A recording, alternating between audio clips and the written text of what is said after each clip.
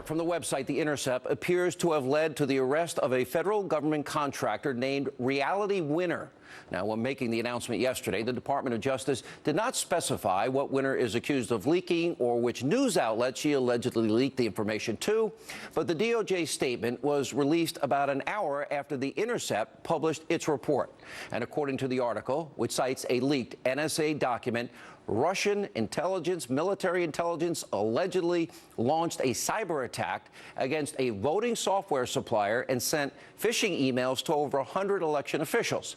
Now, of course, some liberals hyperventilating in the Destroy Trump media, they are jumping on this and purposefully mischaracterizing all of this. And you know what? They are once again lying to you, the American people. They are claiming it's a smoking gun that Russia changed actual vote tallies. Now, take a look, for example, at this headline from Newsweek. Who won the election? NSA report suggests Russia might have hacked voting system. Now, here's the problem. If you actually take the time and read the leaked NSA document, it does not draw any conclusions about the potential impact of so-called Russian interference on the outcome of the 2016 election. Even a columnist for Bloomberg is pointing out that the media is not telling you the truth about what is truly and really going on here. Now, the headline reads, "The leaked NSA report is being read backward." Now, in it, he makes great points, which we verified. And according to the Intercept's report, Russian hackers did target a voting software company that is called VR Systems. Now, what liberals and members of the Destroy Trump propaganda media will not tell you is that 7 of the 8 states that use VR systems, they include the following: California, Florida, Illinois, Indiana, New York, North Carolina, West Virginia, they use paper-based systems. And the 8th state, Virginia, is mostly paper-based. So if they hacked into this company, okay, it's all paper-based, so, well, that would not have made a difference in the outcome of the election. Wow, truth matters. And more importantly, in the key swing states, Pennsylvania, Michigan, Wisconsin, they don't use VR systems at all. So let's use logic and common sense. If Russia really was going to hack the elections through this system, wouldn't they have targeted the key swing states? Now, if that does not blow the Russia conspiracy theory completely out of the water that you're being fed today, well, there's also this. Back in January, while testifying before Congress, the former director of national intelligence, James Clapper, said that Russia election interference did not have any impact of actual vote tallies. Watch him. First, we cannot say they did not change any vote tallies or anything of that sort. Yeah, I'm just talking. We have no way of gauging the impact that certainly the intelligence community can't gauge the impact it had on choices the electorate made. Now, the former FBI director, James Comey, and the current director of the NSA, Admiral Mike Rogers, have also said the same thing. Now, on top of that, we also have the former director of national intelligence, Clapper, and several prominent Democrats admitting, we have played this before, no smoking gun that they have seen, no evidence whatsoever, in spite of thousands of hours of black helicopter, tinfoil hat conspiracy coverage of Russia collusion. Watch the Democrats and the security intelligence agencies tell you directly. Have you seen anything that suggests any collusion between the Russians and the Trump campaign? Well, there's an awful lot of smoke there, let's put it that way. People that might have said they were involved, to what extent they were involved, to what extent the president might have known about these people or whatever. There's nothing there from that standpoint that we have seen directly linking our president to any of that. The last time we spoke, Senator, I asked you if you had actually seen evidence of collusion between the Trump campaign and the Russians, and you said to me, and I'm quoting you now, you said, not at this time. Has anything changed since we spoke last? Well, no, it hasn't. I know we need to go soon, but just to be clear, there has been no actual evidence yet. No, it has not been. Okay. No, it has not been. At the time I left, I did not see any smoking gun certitude evidence of collusion. Is there any evidence of collusion that you have seen yet? Is there? Listen, there is a lot of smoke. We have no smoking gun at this point. Now that we've once again, I don't think anyone else in the media does this, we have shot down these pathetic attempts to smear President Trump. I want to now ask some very serious questions about this alleged leaker.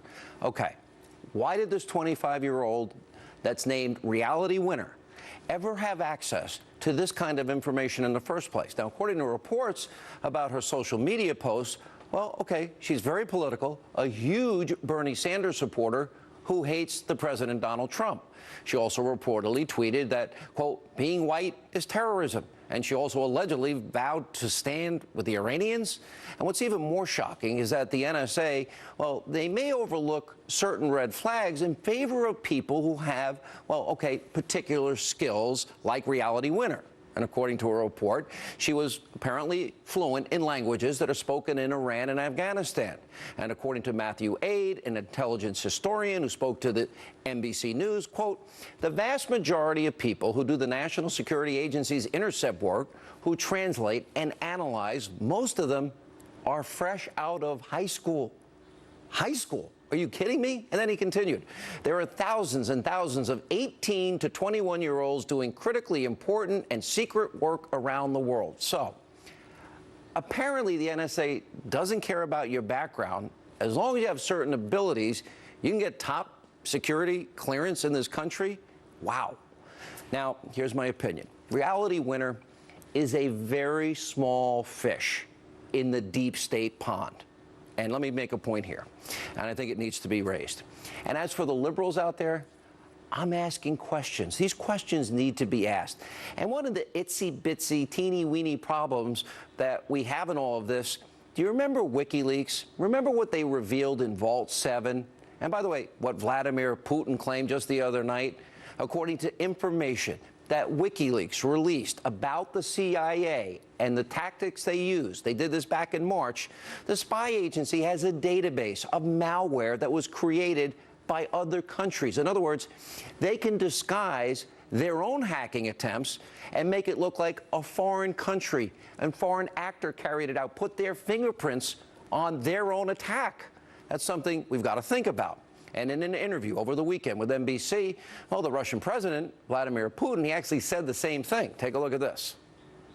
I haven't seen even once any direct proof of Russian interference in the presidential election in the United States. What could be easier in this day and age than using all the technical means at the disposal of the intelligence services and using those means to organize some attacks and then pointing the finger at Russia? We don't care who's the head of the United States. We know more or less what is going to happen. And so in this regard, even if we wanted to, it wouldn't make sense for us to interfere. Now, do I trust Vladimir Putin? No, nobody does. Former KGB guy. But here's the important part. WikiLeaks has been saying the same thing. Now, WikiLeaks, like them or not, they have not been proven wrong once, not one time in 11 years. So, could it be possible, and we don't have all the information at this point, it'll include a deeper dive on our part and the parts of others, but I want to be very clear here.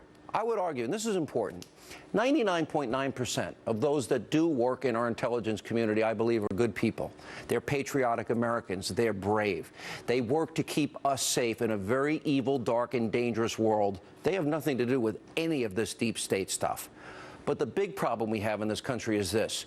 We have deep state, selective leaking that is designed by some in power that clearly want to hurt, and I would argue even take down the President of the United States and overturn the election that you voted for last November. You have these Obama holdovers. You have, for example, if this young woman is a minnow, then you have the deep state sharks at the top of the food chain that would be orchestrating this sabotage and misuse of our intelligence community. We need to find out who they are. They need to go and be removed because they're hurting the country and they're purposely advancing their own political agenda and weaponizing the use of intelligence that only should be used for our security. Now, also tonight, ABC News.